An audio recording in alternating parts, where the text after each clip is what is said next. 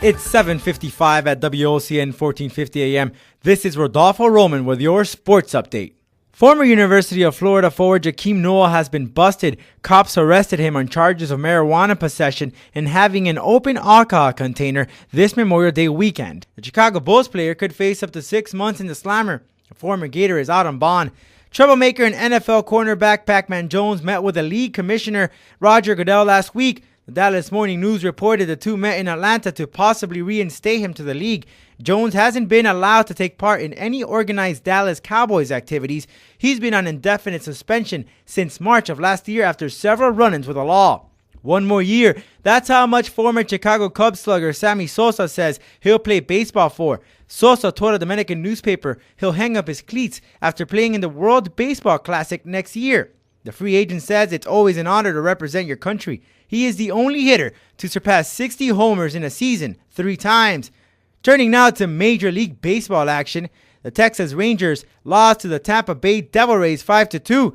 The Toronto Blue Jays are up 2-0 in the bottom of the 6th against the Oakland A's. And the Marlins are in action tonight in New York. They'll battle the Mets at Shea Stadium at 6 o'clock.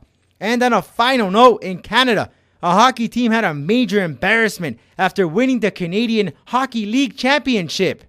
The Spokane Chiefs won the 90th Memorial Cup 4-1 against the Kitchener Rangers. The Spokane Chiefs are the 2008 MasterCard Memorial Cup champions. But their happiness brought them booze. The crowd reacted when the team dropped the trophy. The cup separated from its heavy base, which fell to the ice. But the good news is that it's a replica trophy. More sports and news at the bottom of the hour. Stay tuned for more Major League Soccer action here on WOCN 1450 AM. This has been Rodolfo Roman. With a couple of games left on the Miami Heat schedule, the players and staff can't wait till the season is over. The team could finish out the season with a worst franchise record. And to make matters worse, its star player, Dwayne Wade, is out for the season. Wade will have to watch NBA action on the bench the remainder of the season. He will further rehabilitate his surgically repaired left knee. The injury has bothered him for about a year. He hopes powerful shockwave treatment will help him come back next season pain-free. Some days it feels great and some days it doesn't. So I just want to get to the point where it just feels great and do everything I can to make sure it feels that way. Despite the injury, Wade isn't scratching out participating in the U.S. Olympic team, which plays about 4 months from today.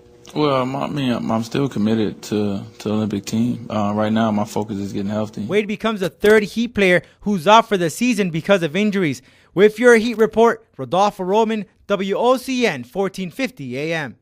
Both the Democratic and Republican presidential candidate will have to be targeting Florida's Hispanic voters in November's general election if they want to win the state. A recent study found the current 1.7 million Hispanic voters increased.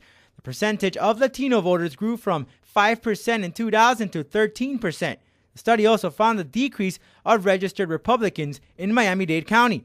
Turning now to local news, a dozen Cuban migrants landed on Elliott Key earlier this morning. Most of the arrivals were under the age of 40 with the exception of a 63-year-old man. They were taken to Black Point Marina where they were picked up by Border Patrol officials. The migrants will likely be allowed to stay under the United States wet foot, dry foot policy. And finally, in Fort Lauderdale, the city's police chief abruptly turned in his badge today. Bruce Roberts submitted his letter of resignation. Roberts had been chief of the Fort Lauderdale Police Department for 30 years. His departure comes during a strained relationship between City Hall and the city's police department. More news at the bottom of the hour here on WOCN 1450 AM.